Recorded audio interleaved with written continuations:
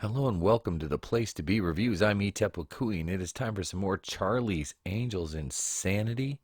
That's right.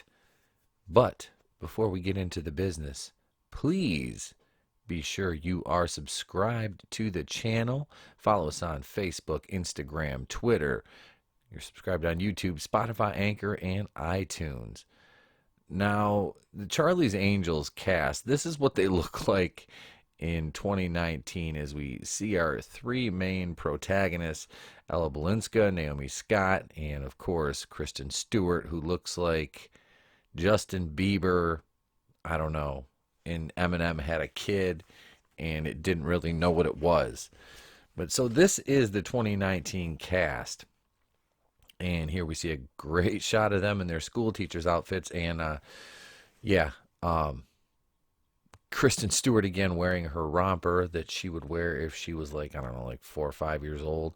Uh, I mean, this is such a far removed cast and just image than the 2000 and the 2003 sequel Full Throttle. Now, this is blatantly a feminist themed movie, which we're going to get into more a little bit later. But I want to show you something right now, and these are the three ladies from the original cast: Drew Barrymore, Lucy Liu, and Cameron Diaz. Now, at the time that they made the first Charlie's Angels movie, these three were three of the hot, well, two, Lucy Liu and Cameron Diaz were two of the hottest actresses in Hollywood, and I don't mean aesthetically, I mean work rate and the roles that they were getting. Drew Barrymore was kind of having a resurgence on her career, but how do we stack up the 2000 and the 2019 version?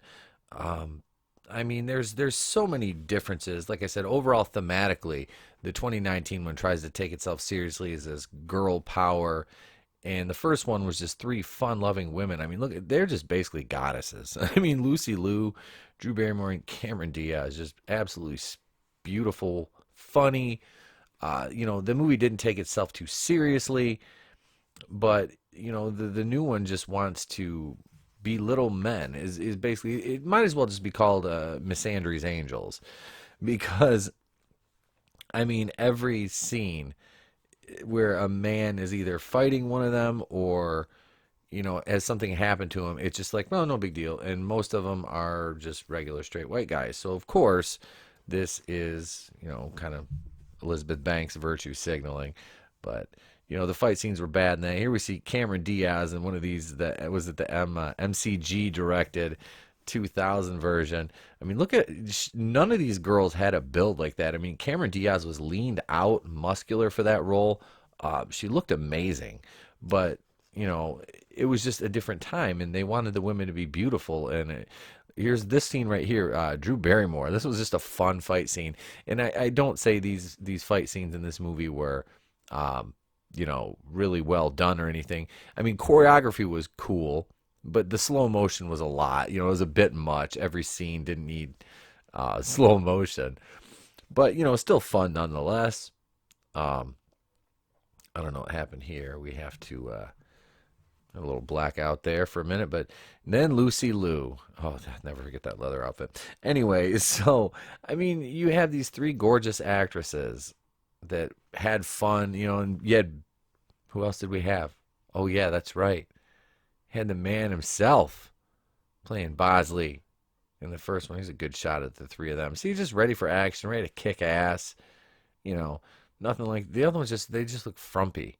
Now there's times, granted, in the movie where their wardrobes change and they don't look frumpy, but they're always this just overarching feministy tone, and it mostly comes from Kristen Stewart and Ella Balinska's characters.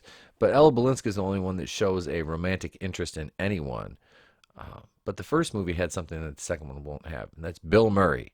Had Bill freaking Murray as Bosley. The new movie, the 2019, Bosley was a title, and you had all these different Bosleys. You had, Maju Hewson, who died, and Elizabeth Banks was a Bosley, Patrick Stewart was a Bosley, but that was then. This is now. All these beautiful women and all these woke movies. Ghostbusters 2016. What has this done? What did Ghostbusters 2016 do at the box office? Flopped. Wrinkle in Time. Lest we forget Brie Larson's, it's not me. I don't care what a 40-year-old white guy thinks about A Wrinkle in Time. It's not for him. Yeah, Brie. Ocean's 8, another one, tried to copy the Ocean series and flopped miserably financially. Now, bringing us to the future. Ooh, Terminator Duck Feet. Horrible movie. Another one. Bad. Just a bad movie. All these woke movies. And that brings us right here to Charlie's Angels. Yeah, this is just, it's not good. I mean, you compare the story from the 2000 version, and they were stop villains from stealing a voice emulating software, which by today's technology standards is pretty fairly recognizable. And this is just another example of Charlie's Angels 2019, get woke, go broke. So the new one, uh there's a new type of energy that's invented as a fatal glitch that causes an EMP burst that kills anyone within range. The bad guys want to weaponize it again. When man bad, just woke as fuck. Kristen Stewart even stated in the press releases and in interviews leading to the start of this movie that it was woke. And here we see some box office numbers. Now, the 2000 version, 125 million domestic, 305,000, $545. Worldwide, 264 million, 105,000. The 2003 remake, slightly about 5 million, just a shade over 5 million less, 259,175,788 worldwide, and 2019, of course, $11,782,341 worldwide. Domestically, $9 million. And you're going to tell me that get woke, go broke isn't a real thing?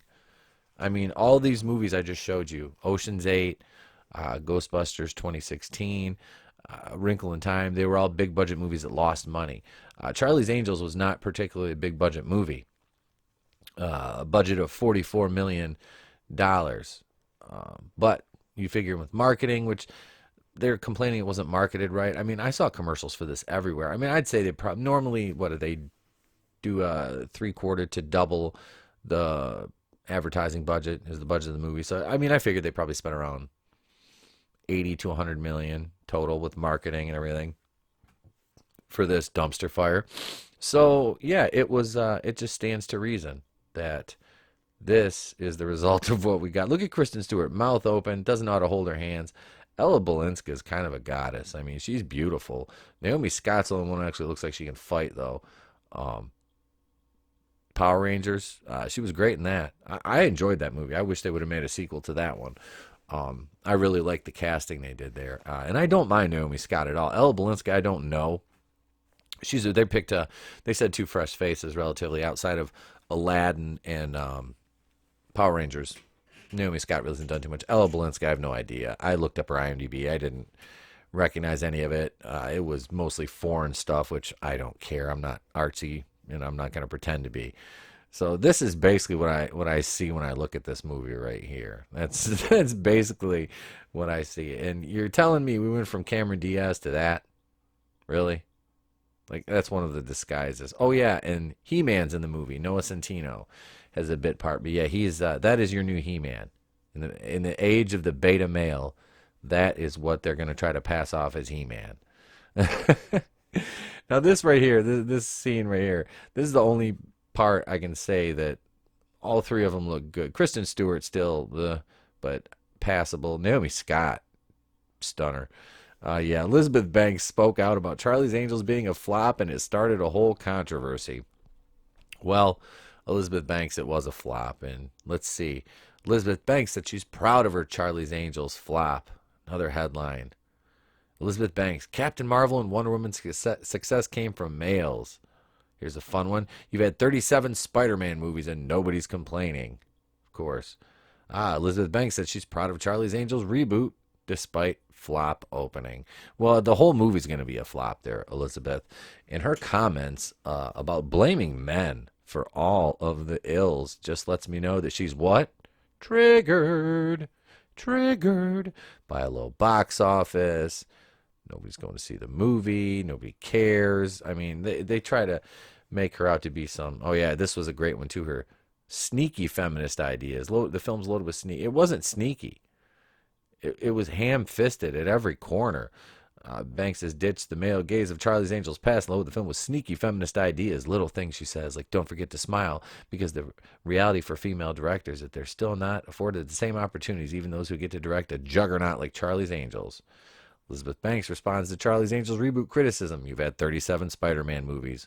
Well, lest you forget, Elizabeth, you were in 3 of those Spider-Man movies as Betty Brant there, sweetheart. So, yes, blames failure on men in comic book movies. Well, I went to see your movie and I paid money to see your movie. So, insert J. Jonah Jameson laugh track. And then her white knight came, Paul Feig, who admittedly a man who has no idea how to write for men. The director of Ghostbusters 2016. Here he is, right here's a good picture of him. That's Paul Feig right there, to a T. The White Knight. That looks like what my toddler would do if he was flipping somebody off. No, Paul Feig came out, and I'll show the tweet right here in a minute. He tweeted something, it's since been deleted. Anti-male virtue signaling? God, you guys, they're boring. So a movie starring women has an agenda. A movie starring men is just a movie. We get it.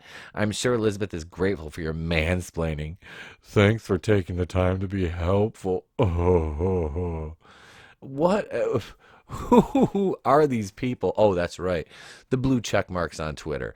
So Paul Feig is a male feminist. Of course, he's defending Elizabeth Banks. I don't understand this whole cult of personality and this echo chamber that these people want to live in. It wasn't a good movie. You took a fun movie, all right, 2000s, Charlie's Angels, all based on the 70s show, which was beautiful women. I mean, I had the Farrah Fawcett poster in my room as a kid. Just another shot of the grosses here, 12 million, it's up to 12,283,000 at the time of this video. But no, this just wasn't a good movie. It was poorly executed, editing-wise. That's my reaction to everything. Like I said, seeing it in the theater, it was a horror show. But I can't sit back and say that this will never be again. But thank you for watching, guys. I think this is the end of Charlie's Angels on the channel here. I've talked about it enough, done enough videos. Be sure to follow us on Twitter, Facebook, Instagram, and if you don't, Baby Yoda will lift a creature up and throw it at you, because Baby Yoda's got my back. There'll be a Mandalorian review coming up too in the future. Tomorrow night, in the future, probably by Saturday, I'll have episodes 2 and 3 done.